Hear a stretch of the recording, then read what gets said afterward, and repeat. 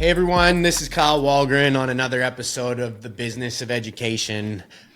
Today I'm bringing a friend of mine to the table who's in the middle of building a startup. Yasin Ehsan is the founder of Headstarter, which is an AI platform that's going to change the way people learn to code ultimately, right? 100%. Yeah. Yeah, so we met at New York City EdTech Week. I've met a lot of people. I think I've said that line a ton the last little bit. So anybody looking for a great event to go meet inspiring founders in the EdTech space, I definitely would check that out. But we connected. No, we connected at TechCrunch, and then we met at EdTech Week afterwards. Correct. Yeah. Correct. Sorry, I apologize. So, a little bit of background. I've been super blessed in my career or my path with Ed Soma, my startup. Shaquille O'Neal is one of our prestige investors, and we gave a talk at TechCrunch, and you approached me afterwards with a bunch of questions, and we continue to build a relationship from there, and then grew it through EdTech Week, which was an amazing event, like I said earlier. But enough about me and how we met. Tell us a little bit about Headstarter. Yeah, absolutely. So the founding story of Headstarter, and Kyle, thanks so much for having me in this podcast. I'm a huge fan of you, huge fan of your idea and your app as well. I think it's solving a huge problem. Reading literacy rates for children, if they are not early on, you initially learn to you read so that you can for the sake of reading, and then you read to understand. And Correct. if you don't have that read to understand, if you can't read by a certain age, you're basically you're kind of screwed.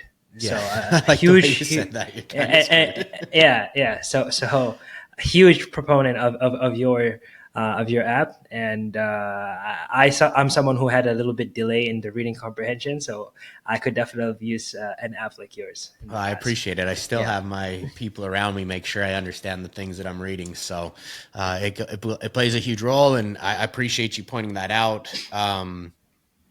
Yeah. And that's my goal. Is I think that if people can read better, we can understand better, and maybe if we could understand better where people come from, that there would be less hate in the world. So I love that. Yeah, I understand. I took complete with that. I think for the most cases, the more learned you are, the more tolerant you are as well. It's not always the case, but that does tend to happen. So happy to quickly share a little bit about Headstarter, and the story of Headstarter is very closely tied with my own personal story. So my high school teacher said I would never be cut out for computer science. And 4 years later, I ended up winning 10 hackathons. I filed 2 AWS patents, and I became a senior software engineer. So definitely left a chip on my shoulder. Yeah, it sounds like it. Yeah. And it's been a very interesting journey all throughout. Essentially, I was told to do sales because I would talk a lot in class. I ran a TED Talk, the first and largest TED Talk in United States, student-run TED Talk actually at the time. I was really proud of it, and the teacher saw me doing all these things. He said, "You see, you gotta switch up majors." Now, Headstarter today, we're building the best place for software engineers to get really good at landing more interviews, getting bigger offers, and quick promotions. This comes at a time when, there's Devin, the AI software engineer that's out there. There is a lot of innovation with OpenAI, a lot of interest. So if you look around the world today, I'm Gen Z. Your kids are maybe Gen Z or Gen Alpha. But Gen Z and Gen Alpha, 37% of them would love to eventually pursue a career in software engineering. No one learns coding for the sake of coding for the most time. They want to pursue a career in it, or they want to build a company in it. Right. And so if you look at the people who are actually pursuing this as a degree, 50% of them won't have a job for 1 to 2 years after they graduate, before the market was bad. Now, or like since the layoffs, it's gotten much tougher. And these are not for just students or masters, students with masters in CS or artificial intelligence. There's also folks who have years of experience, like 5 years of experience. When they want to switch jobs, it's very difficult. It's not sticky. And so one of the aspects in the software engineering learning journey is interviewing and algorithms. And right now, we want to be the best place to learn, get really good at those two skills.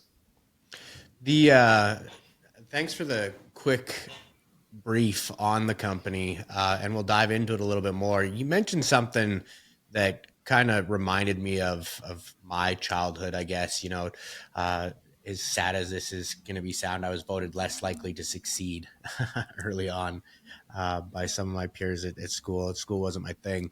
Uh, we look for teachers to be uh, mentors and guides in our journey, but there's a few out there that kind of say things that, maybe looking back, I think they wish they could have said differently. But in your case, this motivated you. What made you want to get into computer science? You touched on a few brief, things on why people as a general got into computer science, but did you know that you always wanted to build a company? Like Mm-hmm. what was your reason Yeah, behind that? yeah. So again, I did a lot of things in high school. One of the things I did in high school was create my own Shark Tank. I made my principal Mark Cuban. So when I was 11, I mean not even 11, like 8, 9 years old, I would buy chocolate and candy. I would buy lasers. Specifically, I remember this. I'd buy lasers for like $2 down in the 99-cent store Mhm. or in the local store down the hill. I'd go back to my school and sell it for $5. I was always entrepreneurial. I had that always inkling in me. I'm going to start a business. For the longest time, I thought it's going to be in like finance. I have to know finance to start a business. I have to know, entrepreneurship is really built on the books and things like that. And then I got context that the future of the world, the big companies in the world, in my world, in my time, are going to be leveraging software somehow in some way. And I don't want to be what do you call it, like illiterate. Mhm. I really wanted to have full context as much as I could. And so that was my kind of reasoning to pursue this career. In high school, I took full programming courses and I pursued this as a major as well. I would say another alternative reasoning would be my upbringing. So I come from a family of engineers. Okay. So my grandfathers, my parents, uncles, aunts, even cousins, they're all like from really good schools in our home from our home country and also in the U.S. My dad did undergrad with the CEO of Google, Sundar Pichai, at the same Oh, time, wow. same campus too. So he had that type of like determination that tech is going to be the future, um, and I've always been hearing him like, "Hey, Yasin, pursue software engineering," but I would never pay attention to it. I'm going to build a software business. I knew that, and then when the two added together, I said, you know what, I'm going to use my entrepreneurship inkling, and I'm also going to try to pursue this as a field because I want to be knowledgeable. I think, things just worked out really well. So you mentioned that your family moved here. Are you Yeah, first generation immigrant? I was born here, so my dad and parents came here for school, like masters. Gotcha. So Yeah, I I am feel, first generation. Is that yeah, it? you're first That means I'm generation. first generation. Yeah, Yeah. yeah, correct. Yeah. So I feel like, founding immigrants and first gen immigrants really Yeah. understand the mission kind of thing, why we leave and what we give up. And, I'm sure you still have a lot of immediate family that are over there, right? So you see the direct Oh yeah. correlation I with mean, being. this is the best place to live, man. I mean, I can't say it's the best place, best time, and you should be building a business. I can't do nothing else. Yeah, Yeah. I moved here for that exact reason. I only moved from Canada. It's a hop, skip, and a jump away, but there's 34 million ish people in Canada. I think there's that many people in California. So when you talk about opportunity, it just depends on how you look at it. There's a lot of weird things going on in the world today, for sure. Getting into the presidential race, we're seeing all kinds of weird stuff. Mhm. But the opportunities don't change no matter what the landscape looks like from a political landscape or not. It's just a matter of how you address it. So, the reason I had you on is because I know that you're founding an ed tech company. I like to try and help bring light to the people that have help shine a light on what I'm doing. But one of the things that you did early on that caught my eye was how you updated interested parties in Oh yeah. in your venture, in your startup. It always came from like a life full of energy. and I felt like I could live in a moment in your updates, and I thought it was very intriguing, and that's kind of why I reached out to try and help find some people that would be interested in your space from an investment standpoint. And I've made some introductions. I don't know, not all introductions always work out, but eventually, this, you cast enough lines, you're going to catch a fish. You said 100%. you recently received a term sheet. That's Yeah, we did. Yeah, we super did. exciting. Yeah. Walk us through the emotions of raising money, the unknowns of raising money, trying to understand the value. Just kind of walk our audience through that, help them understand. I feel like that's a black hole for all founders that we need to try and figure out. Yeah. It's a tough game, especially if it's your first time. It's a very tough game. I think before you raise money, you have to get people. Mm-hmm. So I initially started my company Headstarter with my two close friends from high school. I quit my job, and it was hard for them to quit their jobs because they were actually in the process of getting married. So when it I comes to guess it would be weddings, tough. yeah. When it comes to weddings, especially brand weddings, you definitely need to save up some money, and you also enjoy life, right? It's your life partner. So things just didn't work out with them, and I then got a new co-founder. His name is Faizan. Really brilliant guy. Wrote a machine learning paper when he was 19.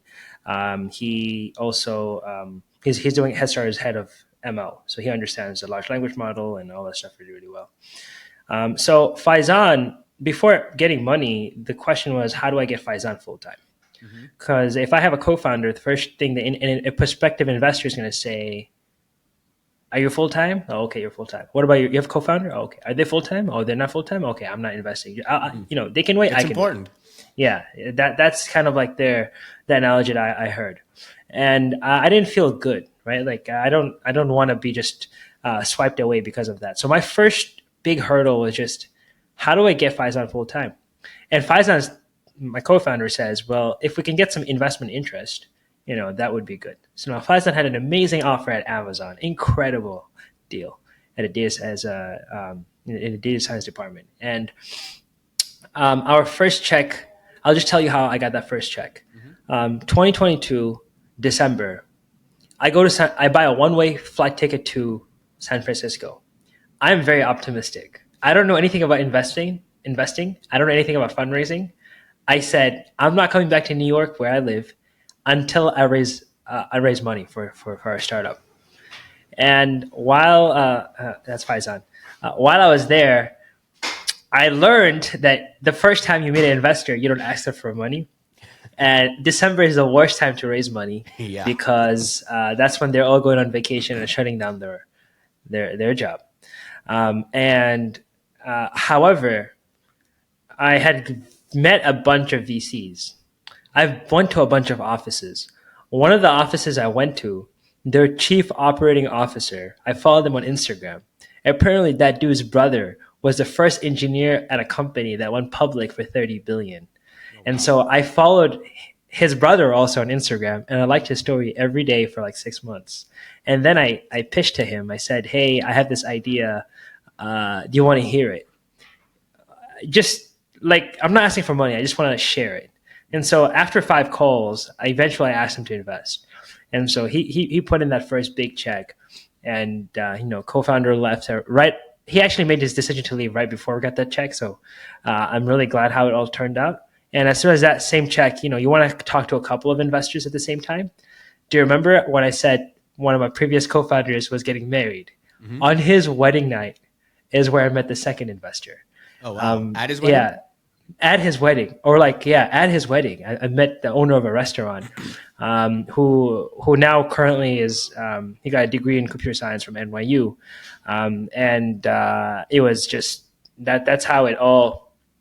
That's how the first initial thing. I mean, it's a full circle, right? So, and then once you get that, yeah, and then things just start putting into motion. So it sounded like early on you raised money through friends. We'll call it friends and family, or Yeah, through yeah, your network. yeah. what do you think the difference is between raising friends and family, and maybe you're still a little early, but then moving into institutional money? What are you seeing for challenges there? Yeah, for institutional money, you have to like basically you need ideally you want to have video game tape. So as you're alluding to the updates yet, where you could live in my story and journey and headspace. Mm-hmm. That is so. For some context, every week, every 2 weeks, and I haven't done this for a while, but I'm going to bring it back up. You basically send updates to everyone you ever met who can be a potential investor, every family you have, every friend, because even if they can't put money in you, they might know other people who Mm-hmm. might. And also, it's like building in a small. It's not really building in public, but it is building in to an audience. So that's what we call the video game tape. So if you can share tape with someone for about a few months, you get some context. So you talked about how institutional capital works. Mm-hmm. I believe this is how it came. The term sheet that we got, I met the guy at Tech Week, so in New York City Tech Week last year, and very cool guy. I love his background. I told him I also got to pitch to Shaq at TechCrunch at the same time we met. And he told me that he has connected with also celebrities and athletes, and he can potentially make introduction. So from Mm-hmm. day one, he's been very intriguing. And every update I sent, he would comment something every now and then. He's like, "Hey, do you need any legal work? Do you need anything like that?" And then turns out that his first fund did pretty well, or he completely deployed it. He raised his second fund, and he now wants to invest. So as I'm talking to a bunch of VCs, I said, "Hey, uh, can you tell? We did some diligence on his firm. He did it on our firm, and that's how the term sheet came. It really came from that email that you saw. Yeah, Walk through that diligence thing, because I think that that's something that people maybe overlook. I know that I kind of overlooked it, and we've raised context behind our startup. We've raised $3 million. I raised 500,000 behind friends and or through friends and family through a WeFunder campaign. Great tool, I guess. If you're lost, don't expect it to do what you think it's going to. It's still way more legwork than they let you know, and then they take a percentage of your hard work you just said for we fund our campaign, right? yeah, WeFunder. Yeah. Then they take a percentage of your hard work just for managing the cap table, which it brings value, so on and so forth. But then I raised 2.5 million through friends and family again, but I did it on a convertible note and changed the landscape of it. Now we're raising our first round of institutional money. Uh, we're probably going to oversubscribe this round, uh, but it was a long journey. I say all that because I didn't understand the importance behind a data room and the No. information that you put in there. What are some of the things that you focused on while building out that information? You talk about playing, video game tape. It's important to live in that person's head, but it's important to be able to give them that story on paper too. So navigate us through there, and some of the things that you learned on that journey. Yeah. So data room is very important. We use AngelList, Mm-hmm. and also having a really good deck and a pitch is really good. I feel like if you have a good pitch, your data room is just kind of formality. Right. And a good pitch, it takes time to develop a good pitch. Mm-hmm. More iterations you have, the better. Um, and so what I would say is like in the order of importance, if you can get a warm introduction, that's really good. Very good. Ideally, if you get a warm introduction from a founder who that investor had already invested, that's the most prestigious type of introduction. Then, if you give them some video game tape, you have a really good pitch, and then you present the data room. That's when the kind of quote unquote diligence process begins, Mm-hmm. and you provide them with the materials that's needed. Ideally, you would like to be in a position where you have the upper hand. So that means that you have multiple options or multiple players that you're doing diligence from. That puts you in the best position. For sure. The I think that a lot of young founders, and I'm going to say this. We never talked about it, but I'm going to say it. And I think that I know with my journey, it's definitely played this way, but your interest level changed from your potential investors as the revenue came in, right? We all think, I think that there's a lot of people that think like, I've got a great idea. I'm going to go raise some money. That's great if you've already sold a company for billions of Yes, dollars yes, yes, yes. where the idea could maybe raise money. But if you're a founder, like I consider myself a no-name founder. If you're a no-name founder that comes from nowhere, your idea isn't anything, your execution isn't anything, your team really isn't anything until that revenue is Yeah, yeah. I identified. mean, even if you have revenue, then the question is like, how much revenue? How much more is there, and how fast is it growing? And yeah, it is. I definitely agree. So, last year in November, I mean, I've been trying to raise for a minute, and Mm-hmm. I got this one advice from VC. He said, Yasin, the one metric that people would care is revenue. If you can get that revenue just showing, it's a different story. And now that you talked to me about that, so I didn't even get to share a little bit about me, but personally, I'm a runner. So Yeah, I ran the New yeah, York you City are. You ran the New Marathon, York City Marathon. and I'm going to be running the New York City Half Marathon this weekend. Oh, So right I'm on. very excited for that. And I'm thinking that the VC who gave me that suggestion, I kind of want to take him out to dinner now because I feel like it was because of him that I stopped fundraising, or I stopped trying to pitch, or maybe I did, but not as much emphasis. I said I have to get 50 customers to pay for Headstarter. Like I have to get by hook or by crook, and that really helped. I think that's important for young founders to go. So, like, this is my journey. It kind of sounds like maybe yours was a little bit the same. My company's been in existence for 3 years. We now, today, we launched in August. As of this morning, I think we had 87,000 paid users Wow. for this next coming school year.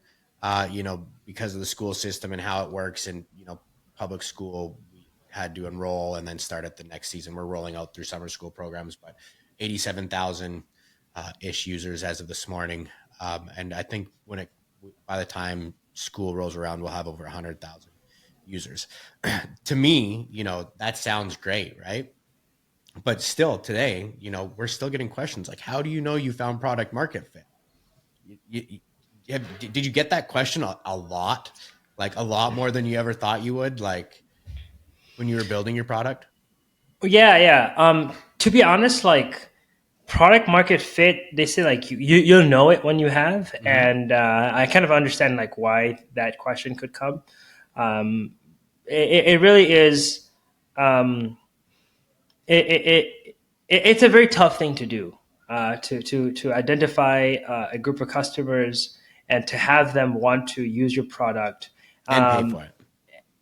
and the thing that you have to understand is it's a shitty product.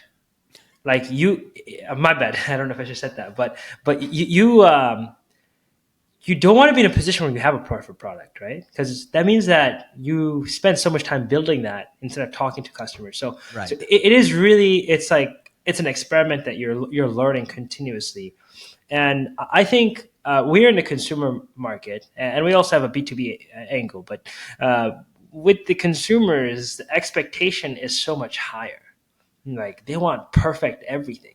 Yeah. Um, and so for us, it's like we have early signal and of product market fit, but it will take time before we can showcase that with numbers. But there's one really good metric that we want to use, which is called the illness score, which is the Mm-hmm. number of people that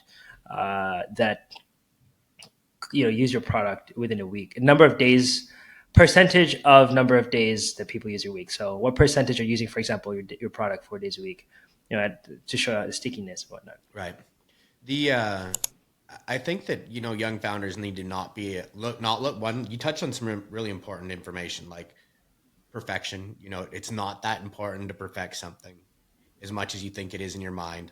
Um, the other thing that I want to remind people is that my Hulu and Zoom calls fail every day. You know what I mean? And these are some of the biggest brands in the world. And how many times do I say, "Can you hear me? How about now? Can you hear me?" Um, Even today in this call, we're yeah. like, "Yo, dude, I hear you 1 second later." So Yeah, everybody is always striving to build a better product. So don't get hung up on the product. Build the uh, minimal viable product to really start then asking your customers, how can we be better? How would it service you better? How can we fit your better? But I think in doing that, you really start identifying who your customer is.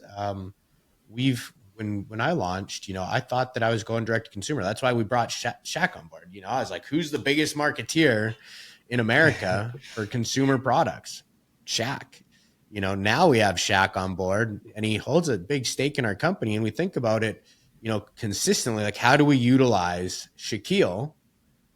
Because what we originally thought isn't who our customer is. And yeah, we do have a product in the App Store and we do sell it to consumers, but our primary product is B2B. We sell to schools. You know what I mean? So there's I don't know how many schools go and convert and buy products off of, commercials they see on TV, but I'm sure it's slim to none. You know what I mean? So we've had to pivot and use his influence in different ways, which, TechCrunch was a huge opportunity for us, and we leveraged them in that sense. So I'm glad you said that. What are some of the next steps? You just got your first term sheet. There's a little bit of due diligence after that you got to go through before you actually see a check. So term sheets are great. Checks in your bank are better. yeah, But what are the next steps? What are you going to use this money for? What do you see next? yeah, absolutely. So we have kind of like three goals this year. One is to increase our MRR, or to increase the number of people that are using our product. Mm-hmm. We would like to hit over 100K in MRR by December, which is very ambitious, but we have to think it is possible. Um, we plan on hitting that by working with influencers, as you mentioned. How Shaq is an incredible consumer marketing folk. We're working with strategically few partnerships. We call them advisors. Folks who are software engineers and now have built a following to an audience. Some of them folks, we're actually thinking of bringing them on as our investors. Guess who we got that playbook from? So if the influencers themselves can become our investors, that's obviously great. And also, it's not just their following we care about. A lot of times, I also care about how they think. Like, I really appreciate like their.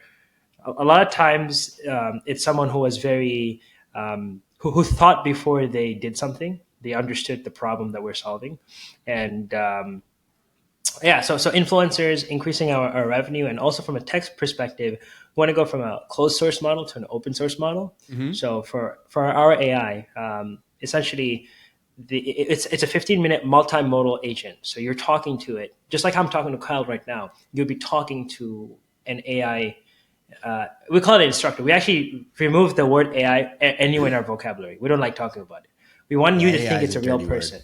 Yeah, so it's an instructor. You have instructor and you have advisors. So the instructor is going to talk you through your code. It's going to code alongside you. You're going to talk to it, and it's going to respond real time. Right now, it sometimes takes from 8 to 15 seconds at worst case. On average, it's about 5 seconds to respond. So we want to cut that time down to like 2 seconds. Mm-hmm. So it nearly feels instant as you're talking.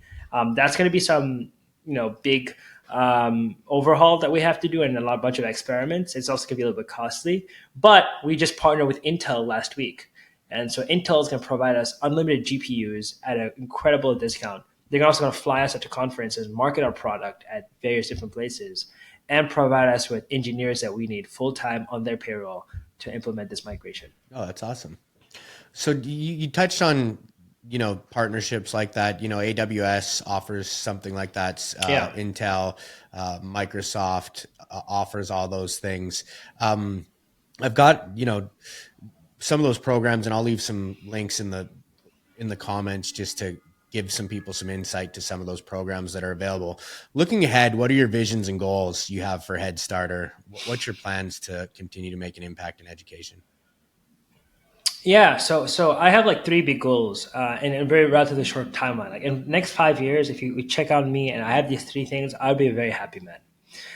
So the first thing is I'm introducing something called Career Capital, which is a score from 0 to 1,000, where 1,000 is someone who graduated from MIT and has like 2 years of work experience. environments in software engineering. So I want us to be all things software engineering under one hood at Headstarter, which means not just the interviewing and algorithmic learning journey, but also the portfolio, the projects, the networking, the ability to get and take feedback in fast team environments, the whole gambit. And I would like to see people, instead of getting a master's in computer science, instead coming to Headstarter and learn on our platform to build up their career capital to eventually get buy-in from companies. So that's one of our strategic goals. Second goal is we actually want to work with companies and solve their interview time. What do you call it? Like time? How much time it takes for them to interview? So to take one software engineering candidate, and you know this, Kyle, because you're looking for some very sharp people to join your company. It takes about 5 to 6 people to interview one person. Yeah. What if most of that could have been done with AI? Yeah. Like the AI that we built can do the hiring manager round, the behavioral round, the technical round, the case study round, the Power Day round. All you need at the end is the human in the loop, like just to verify. And I'm not saying put everything in the AI. You can have like command rooms where you have all the different interviews that are happening at the same time, and someone is just like watching over them real time. So if anything goes wrong, they can kind of intercept or escalate. So that's the second goal. And the third goal is to create an API to what we built. So anyone around the world, anywhere, that wants to multiply themselves or multiply someone else, they can use our technology and our curriculum and our structure for their own use case. Enterprises can use this to upskill their marketing, their engineering, sales, whatever department. That's awesome. Last question. How important is your network? I ask everybody this question.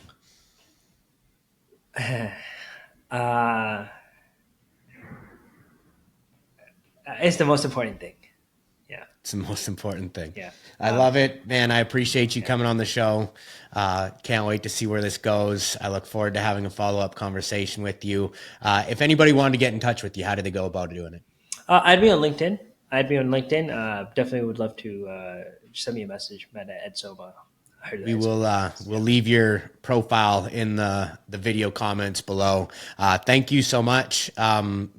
We appreciate your time, and we look forward to having a conversation with you again in the future. Thank you, Kyle. Appreciate it. Thank you very much.